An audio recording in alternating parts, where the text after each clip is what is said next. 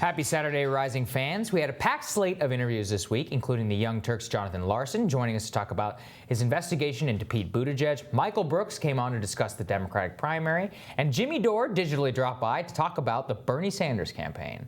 But we wanted to highlight some of our favorite guests that you might have missed this week. On Wednesday, of course, the Sanders campaign announced that Bernie had undergone a heart procedure earlier in the week, so we had retired cardiologist Dr. Gary McKenzie join us to talk about what Bernie's recovery may look like. Given Bernie's penchant for hard work and, of course, the importance of him having a good recovery, I'm sure they'll be advising him to be a little more cautious. But I've had patients on the golf course the same day against my advice. But so Bernie might be one of those kind of people.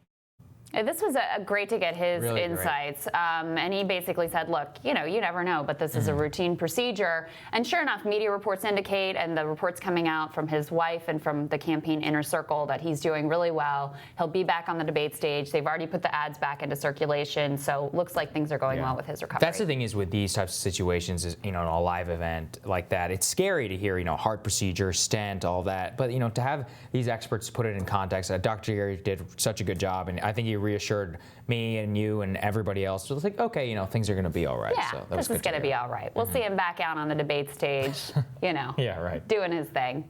We also had the Intercept's Jim Risen join us to talk about what the media, particularly the pro-Trump right-wing media, is getting wrong about the Biden-Ukraine story. Take a listen.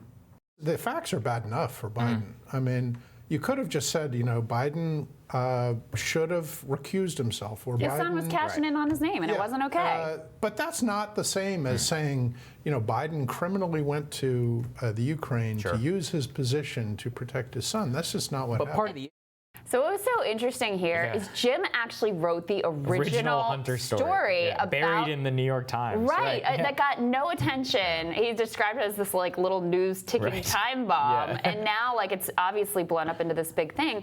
He's just such a fair-minded journalist, though. He's not one of these. He's trying to say oh, it's all well and good that Hunter was sitting on this board. I will say, I do think Jim, he dismisses a little bit the idea that Biden didn't know anything about it. So nobody's like, okay, maybe Trump and Giuliani are like, he went there to fire the prosecutor solely to protect his son. Right. No, I don't think that's evidence the case. doesn't back that up. I don't think that's the case. None of the evidence points away. But he says he didn't know anything about it, that it played zero in his decision. I don't believe that. I mean, he's golfing with his business partner. He's meeting with Hunter's business partner. He's talking to his son about his business dealings. Obviously, this comes up now. If that's in the back of your mind, that is corrupt conflict of interest that shouldn't exist in the first place, and it just shows bad judgment. Completely. We shouldn't even have to be able to ask the question. Not to mention now we're learning more about China, the whole thing reeks. a mess. But it was great to have on the guy who originated the very. If we're going to debate with somebody, he's the person I wanted to debate. Indeed. That brings me to one of my favorite guests of the week, author and Rolling Stone reporter Matt Taibbi. He talked to us about why he believes the current state of our media is broken. Let's take a listen.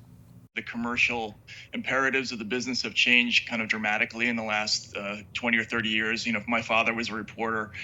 Back in his day, the media was searching for the entire audience. So we had very specific strategies that were not intended to wind up people. Now, the basic idea is similar to what Fox pioneered in the 90s, which is we're not going for everybody. We're going for a piece or a half of the demographic, and we're trying to dominate it by giving them news that we know that they're going to like or agree with.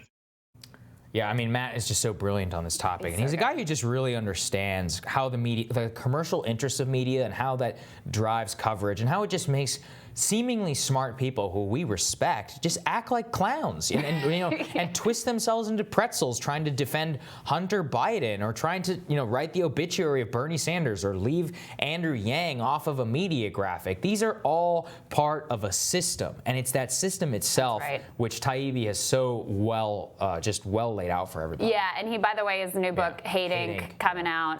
I've started reading. It's profoundly good. It's just really good if you want to understand what's going on. The other point that he makes in there that I think is so important is all these little petty, stupid squabbles over personal beefs or celebrity news or whatever the sort of cultural flashpoint of the moment, that this is all a great way to distract people from the actual bigger structural questions that they should be asking, which was something I hadn't really fully thought about. No, he's just, not only is he asking the right questions, but he diagnoses it with such, I mean, you know what's funny, what I loved about him is in the intro of his book, he goes, I am the takedown artist. That's why people pay me money. Right. And he starts to understand his own role in the commercial structure of media. Right. And then he does it in his book to the media itself. And that is why it makes the book so good. And great books always have that sort of vulnerability and self-reflection where you're able to look at yourself critically too. So great book. You should check it out. Great interview with Matt. We always appreciate him stopping by. We always appreciate you stopping by as well, folks. Happy Saturday. Have a fabulous Saturday. We'll see you back here tomorrow for Rising Q's. We answer a few of your questions, so check us out then. Hit subscribe.